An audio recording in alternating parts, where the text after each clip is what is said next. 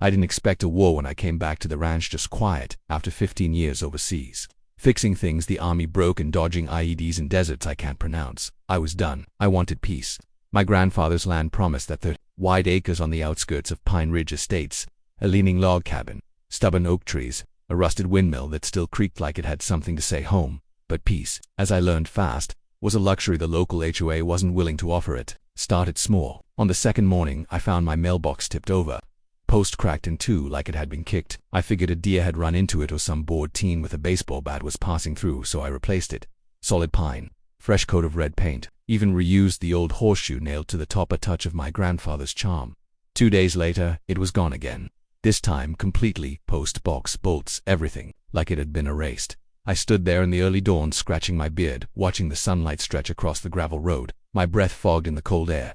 No note, no warning, just a gaping hole where my mail should be. That same afternoon, they arrived. A shiny black SUV pulled up, practically humming with smugness. Out stepped 3 people in matching navy blazers with a gaudy golden emblem stitched to the chest. Pine Ridge Homeowners Association Compliance Division. The one in front was a short, square man with a face like a bulldog who chewed lemons. For sport. He stepped forward with the air of a man who thought rules were religion. "Donald Cressman," he said. "Compliance chair." I nodded. "Mitch Walker." He looked past me, toward my newly reinstalled mailbox already rebuilt since the last hit. "You're in violation," he said bluntly. "Of what?" "Mailbox height, placement, paint, color. The horseshoe could be considered offensive iconography. We've sent 2 notices already. I haven't received anything." Cressman smirked. "Well, of course you haven't. You didn't have a mailbox?" That's when I realized this wasn't some mix-up. It was a message, a threat dressed as bureaucracy. These people were targeting me. I glanced at the road. "That post's on the public easement. My property line's 30 feet back. The HOA maintains this road," he snapped. "That makes it association-controlled land, which means your mailbox falls under our authority. I'm not in your HOA, doesn't matter. Our community standards apply within 500 feet of the subdivision entrance. Your ranch gate's 482 feet. Congratulations." He handed me a thick packet of printed violations and turned back toward his SUV. "I suggest compliance," he called. "Next steps, citation and possible removal."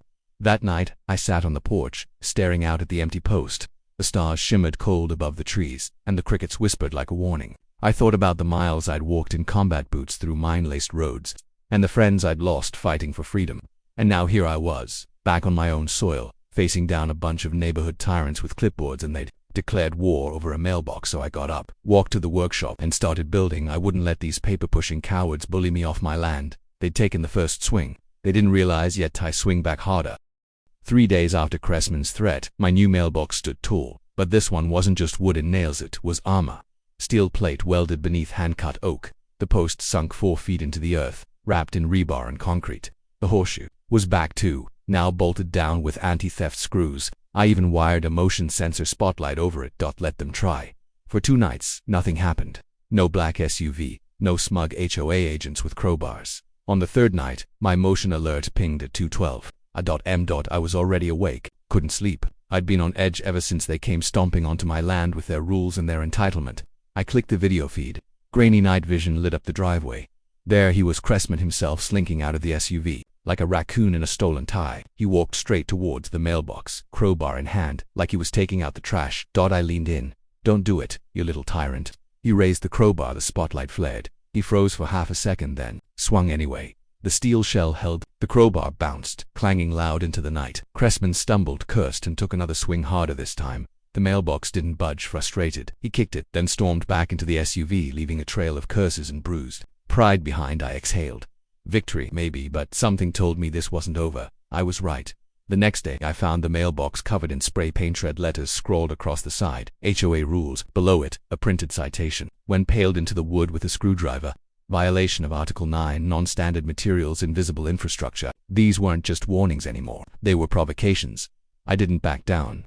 I went further.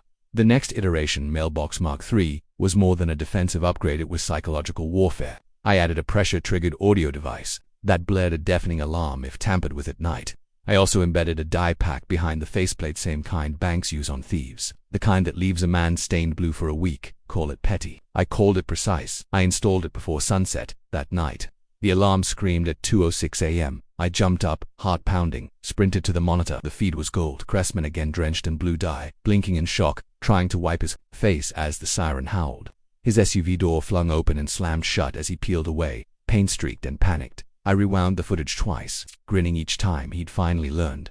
This box fought back. The next morning my mailbox stood, untouched, but the retaliation shifted.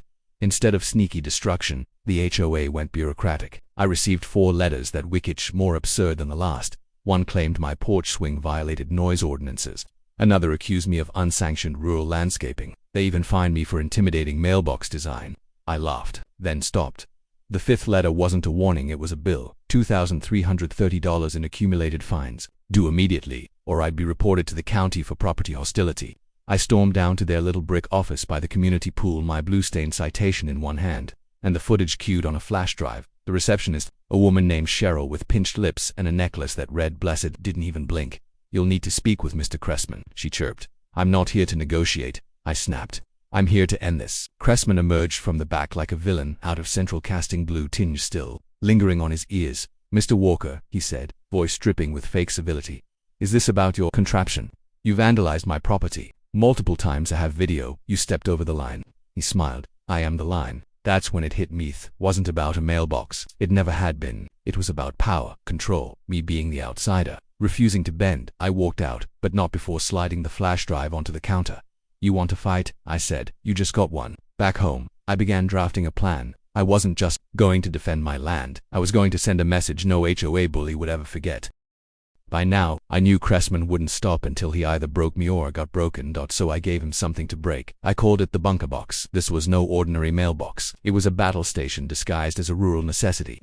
I sourced titanium plating from a decommissioned scrapyard down in Carson, reinforced the casing with ballistic gel, and welded it to a 6-foot steel I-beam buried deep into the bedrock. Then I wrapped the base in rubber-padded armor to prevent any impact-based damage. But the real genius was inside. I rigged a pressure-sensitive hydraulic ram behind the door, non-lethal, but capable of launching a 7-pound rubber slug at chest level. If someone tampered with it between 10 p.m. and 6 a.m., it wouldn't kill anyone, but it sent a very painful message. I also installed a thermal sensor and a 360 camera mounted in a decoy birdhouse nearby, feeding straight to cloud storage. Motion alerts, license plate recognition, facial snapshots, the works. This wasn't a mailbox anymore. It was a trap, and all it needed was bait. I planted the bunker box on a Friday afternoon, just before sunset, right in the same spot they always attacked, visible from the road, daring them to try again. I even painted it regulation white, just to twist the knife. Then I waited. Night 1. Nothing. Night 2. The alert pinged at 2:17. I jolted awake and scrambled for the monitor. A different SUV this time, blacked out. No HOA decals. 2 men stepped out. One wore a hoodie. The other carried bolt cutters. I recognized the second, Guymerton Wade, one of Cressman's sidekicks from the first visit. HOA board member, amateur tough guy. They moved in, quick and quiet. One yanked open the mailbox, flap. Thump, wham. The hydraulic ram launched. The man staggered back, gasping, clutching his chest and stumbling onto the gravel. His friend panicked, fumbling with the car keys, dragging the groaning man into the SUV. They didn't know it yet, but I had everything. The camera captured it, all their faces, the plate, even a perfect shot of the bolt cutters. This wasn't just a win, that it was evidenced by sunrise. I'd already emailed the footage to the county sheriff's department, labeled and timestamped. That afternoon, Deputy Sloan paid me a visit, a stocky, slow-talking guy with a badge that barely fit over his vest, but he was sharp. "Damn Walker," he muttered, rewinding the footage. "That's thorough self-defense," I said calmly. "I've filed 3 complaints. I asked for help. I warned them," he nodded. "This time they stepped onto your land. That slug launcher, what's it shoot? High-density foam wrapped in rubber, police grade. Safer than a taser." He grinned. "You ever consider working for us?" I smiled back. "I just want to be left alone." By nightfall, the county sheriff's office had warrants out for Wade and the second man, another HOA board member named Terry Lang. Both were charged with trespassing and vandalism. Cressman, however, stayed slippery. He hadn't been caught on this attempt, and he denied involvement. But the pressure was mounting. Fast. The very next day, my mailbox made the news. A local reporter had picked up the video off social media. The headline was sensational. "Rancher builds combat-ready mailbox to fight HOA tyranny." Within 24 hours, the footage had gone viral. Reddit, Facebook, even a morning show out in Dallas aired it as a feel-good story about rural resistance. Suddenly, I wasn't just the guy with the mailbox. I was a symbol. The HOA, on the other hand, was crumbling under the heat. Public pressure grew. Neighbors started whispering. Homeowners who'd quietly suffered for years under Cressman's rule were now asking questions. How did this man have so much power? Why was the HOA paying for damage control? Why were their dues going up while lawsuits piled in? Then came the letter, delivered by hand, thick cardstock official HOA letterhead, but no signature, just a single typed sentence. Greater than you've made your point. Remove the device. I taped it to the bunker box. And beneath it I taped a new sign. This box fights back. That night, for the first time in weeks, no SUV came by, no crowbar, no hammer, no bolt cutters. But I wasn't fooled. The final blow was coming. I could feel it. And when it came, I'd be ready. The calm didn't last. 4 nights after the anonymous letter, I woke up to the unmistakable roar of diesel engines, not one tree. My heart pounded as I jumped from bed and pulled up the camera feed. There they were. 3 black trucks lined up like a convoy, headlights off, crawling toward the edge of my property. Each carried one thing in common: magnetic decals reading Pine Ridge Maintenance Division. Cressman had escalated. This wasn't vandalism anymore. This was a sanctioned attack. I grabbed my phone and called the sheriff's office. Straight to voicemail. Small county, no night dispatcher. I was on my own. The truck stopped at the edge of the easement where the bunker box stood tall, silent, and waiting. 6 men stepped out, all in reflective vests, pretending to be city workers. 1 carried a concrete saw. Another had bolt cutters. 2 carried SLEDGEHAMMERS. And standing behind them, arms crossed, was Cressman. He wasn't hiding anymore. I threw on boots, grabbed my GoPro, and stepped outside into the freezing night. My floodlights flared to life as I approached. The men froze. Cressman didn't. You were warned, he said calmly. This is unauthorized equipment on HOA-managed land. You don't manage my land. I shot back. He stepped forward. Your gate is 482 feet from the Pine Ridge sign. HOA regulations extend 500 feet. You're within jurisdiction. That mailbox is inside my boundary, I said. I had it surveyed. Want to see the coordinates? I don't care what you surveyed, he snapped. That thing is dangerous. You injured 2 board members. You've turned this into a public spectacle. I have every right to remove it. One of the men revved the saw. Another stepped forward with the sledgehammer. I pulled out my phone. Take one more step, I warned, and every one of you gets charged with trespassing, destruction of private property, and reckless endangerment. This is being recorded. You think anyone's going to care? Cressman barked. This is my town. I am the law here.